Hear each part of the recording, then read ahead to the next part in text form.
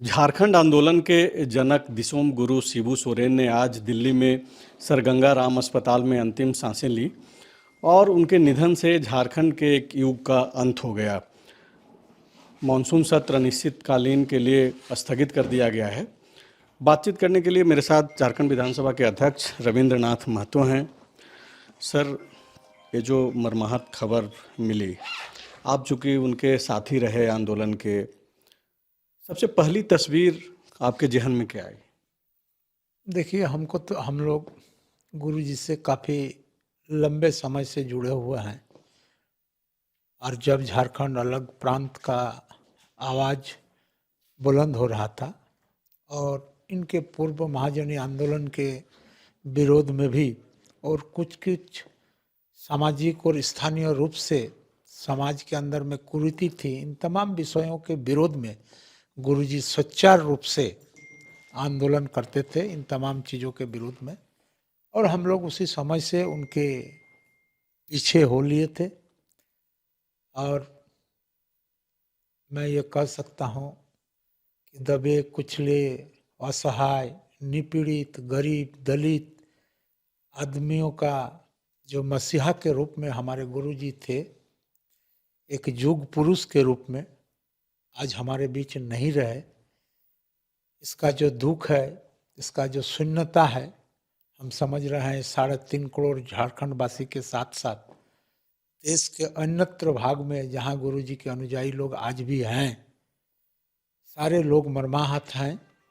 यहाँ तक कि सिर्फ हमारे ही दल के नहीं बल्कि दूसरे दल के भी लोग जो हमारे राजनीतिक प्रतिद्वंदिता के रूप में भी हैं, वे लोग भी दुखी हैं, वे लोग भी मर्माहत हैं कि झारखंड ने आज बहुत बड़ा एक अभिभावक, हम लोगों के पीछे खड़ा होने का एक ताकत का अवसान हो गया।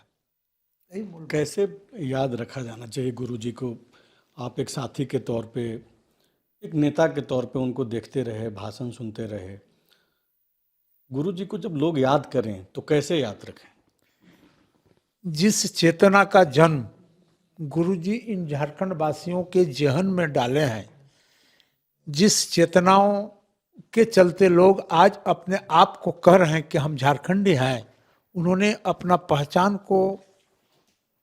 मिली है। इस पहचान के बल पर जो चलते हैं, इन्हीं पहचान दिलाने के पीछे जो उनका संघर्ष रहा, जो आंदोलन रहा, इसी के बल पर गुरुजी जुग जुग लोगों के दिल और दिमाग में जिंदा रहेंगे। जब तक झारखंड रहेगा, और झारखंड मतलब गुरुजी का जो एक कहीं भी बात करें तो लोग झारखंड का जिक्र होते ही गुरुजी के जिक्र हो जाते हैं। जी जी, आप यूं कहिए इसको, जब पृथक राज्य के आंदोलन तेज था, पूरे देश के अंदर में करीब 12 जगह में पृथक राज्य का आंदोलन चल रहा था और सबसे तीव्रतर आंदोलन अगर था तो वो झारखंड में था। और सबसे बड़ा इसका विशेषता यह था कि झारखंड आंदोलन संपूर्ण रूप से प्रजातांत्रिक ढंग से चल रहा था, कहीं इसमें हिंसा का लेश मात्र इस आंदोलन में नहीं हुआ था।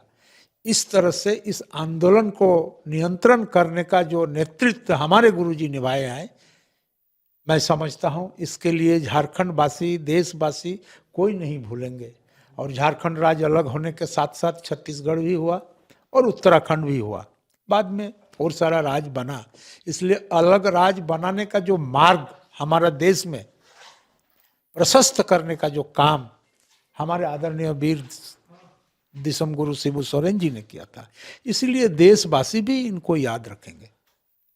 गुरु जी को लेकर के, चूँकि मैं 2011 से हूँ झारखंड में, कुछ ही मौके मिले जब उनका भाषण सुना, जब वो पॉलिटिकल मंच से भी जब वो भाषण देते थे, उनके शब्दों में कुछ पॉलिटिकली कुछ बातचीत नहीं होती थी, सामाजिक तौर पे वो बात रखते थे। आप चूँकि लंबे अरसे तक रहे, मैं चाहूँगा कि आप हमारे जो दर्शक हैं फॉलोअप के, उनसे कुछ साझा करें कि वो दरअसल कैसे लोगों को जोड़ते थे। आप बहुत ही अच्छी बात बोले। गुरुजी का किसी से विवाद नहीं था।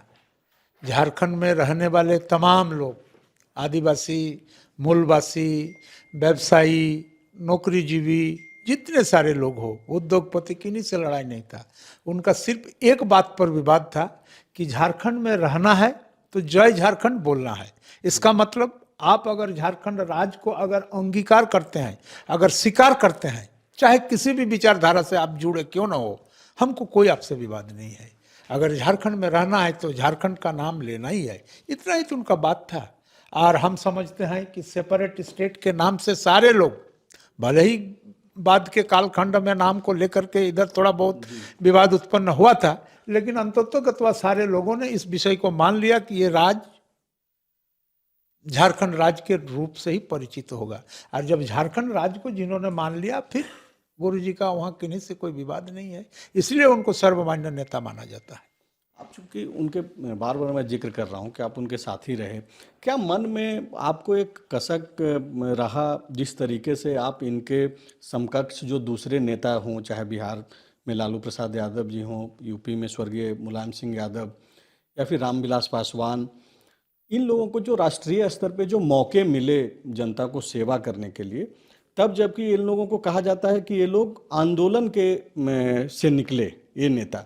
गुरु जी के बारे में एक चीज बात कही जाती है कि ये आंदोलन से निकले नहीं, बल्कि इन्होंने एक आंदोलन खड़ा किया अलग राज्य का, अपने लोगों के लिए, अपने समाज के लिए। उस हिसाब से क्या आप ये मानते हैं कि उनको वो मौके नहीं मिल पाए जो कि जनता से सीधे जो है जुड़ पाए? कुछ कम समय के लिए तो मौके मिले, मुख्यमंत्री रहे। नहीं, ऐसा बात नहीं है। गुरुजी का आंदोलन देश के अन्य नेताओं के आंदोलन से अलग आंदोलन था। और गुरुजी ने जिन आंदोलन का नेतृत्व किया, ये आंदोलन अत्यंत ही जटिल आंदोलन था। इसका मतलब साफ था कि गुरुजी वैसे बेबाक व्यक्तियों को साथ में लेकर के उनका हक, हकूक, अधिकार को दिलाने का आंदोलन किए थे। और बाकी लोगों के साथ तो बहुत तरह का भीड़ था, बहुत तरह का समावेश था, बहुत तरह के लोगों को उनके साथ जुड़े हुए थे। लेकिन गुरुजी उसी तरह के आदमियों को जो सही मायने में वंचित था, शोषित था, पीड़ित था, वैसे लोगों का आवाज बन करके उभरे। इसलिए इनका आंदोलन और देश के अन्य नेताओं के आंदोलन में बहुत भिन्नता है। इनका आंदोलन निसंदेह रूप से एक जटिल आंदोलन के रूप में है। और अलग राज्य का पहले ही अलग राज्य का बात देश के अंदर में चल चुका था, अलग विषय है। लेकिन इस आंदोलन को जमीनी लेवल से लेकर के पार्लियामेंट के फ्लोर तक ले जाने का जो उत्तरदायित्व है और ले जाने में जो सफल भूमिका निभाया है, वो सिर्फ और सिर्फ आदरणीय दिसम गुरु वीर शिबू सोरेन है। इनके माध्यम से ही वो पार्लियामेंट के फ्लोर में गया और पार्लियामेंट के फ्लोर से इसका समाधान भी हुआ। सीनियर जर्नलिस्टों से जो बातचीत होती है, वो लोग बोलते हैं कि 2-2 दिन तक जो है जो लोग हैं वो इनको सुनने के लिए बैठे रहते थे, इंतजार करते थे कि गुरुजी आने वाले हैं। बिल्कुल, आज भी आप अगर देखेंगे, दुमका में 2 फरवरी का एक कार्यक्रम होता है स्थापना दिवस के रूप में, 4 फरवरी में धनबाद में एक स्थापना दिवस होता है। और 2 दिन तो मत पूछिए कि महीनों भर, महीना 1.5 महीना पहले से ही कार्यक्रम चलता है कि आज 2 फरवरी होना है। 1 महीना पहले से कार्यक्रम शुरू हो जाता है। गांव गांव में दीवार लेखन, गांव गांव में डुगडुगिया टमाक लेकर के प्रचार प्रसार, गुरुजी को सुनने के लिए दुमका के गांधी मैदान जाना है, गुरुजी को सुनने के लिए धनबाद के गोलपुर राउंड जाना है। और लोग तैयार होते थे महीनों महीनों भर से और जाते थे, विषम परिस्थिति में जाते थे। और मैं आपको यह बता दूं, गुरुजी को सुनने के लिए लोगों को इस कड़ाके के ठंड में रात 2 बजे के बाद ही गुरुजी का भाषण हुआ करता था। और लोग एक भी वहां जब तक गुरुजी को नहीं सुनते थे तो एक भी आदमी वहां से नहीं टस नमस होते थे। गुरुजी का भाषण का अंत होते थे और सब लोग अपने घर को चलते थे। तो मैं समझता हूं इतना लोकप्रियता, ये एक लोकप्रियता का बहुत बड़ा उदाहरण है। इतना लोकप्रियता हम नहीं समझते हैं कि दुनिया में बहुत सारा नेता को प्राप्त हुआ है। शुक्रिया सर बातचीत करने के लिए। गुरुजी आएंगे, ये जो एक शब्द, जो इंतजार, इस भरोसे जो लोग किया करते थे, उनके जो लाखों करोड़ों जो समर्थक हैं, वो अब संभवतः इस गुरुजी की देहांत की खबर सुनने के बाद जो है निराश होंगे। कई जगहों से ऐसी खबरें भी आ रही है कि झारखंड के सुदूरवर्ती इलाकों में कई घरों में जो है चूल्हे भी नहीं जले। तो आप समझिए कि गुरुजी की लोकप्रियता और उनका एक्सेप्टेंस जो है किस तरीके का था।